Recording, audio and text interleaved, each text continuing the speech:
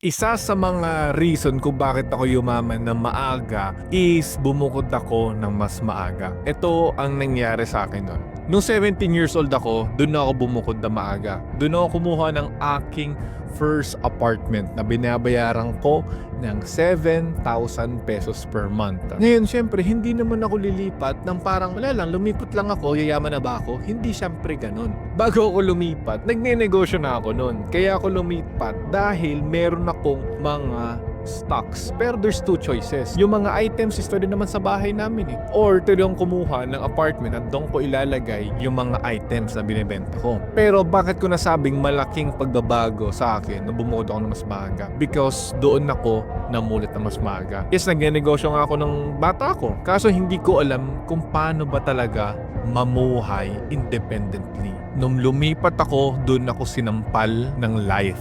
May mga responsibilidad akong kailangan gawin. Magbayad ng renta, maggrocery, magluto, at hindi ko akalain na ako na maghuhugas ng sarili kong mga pinggan. Dahil ako, sa pamilya ko, masasabi ko, minahal ako na sobra ng aking mga magulang. Kumbaga pagkagising ko may pagkain na. Isa yon sa suntok sa mukha ko na nung bumukod ako ng maaga, isa ko yung nagluluto, ako yung nag-grocery, ako yung namamalengke, ako yung nagbabayad ng tubig, pumipila sa bayad center nung wala pang GCash. Yun yung mga adult things na nakita ko na nag-shift sa akin. Na mas naging priority ko na to have a comfortable home or life. So kung ikaw na kabataan ngayon, huwag ka muna bubukod na ginawa ko until wala ka pa napuprove sa sarili mo.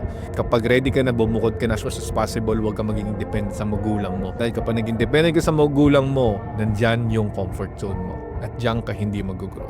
Yun lang naman, kung gusto niyo mga gantong content, alam niyo na gagawin niyo.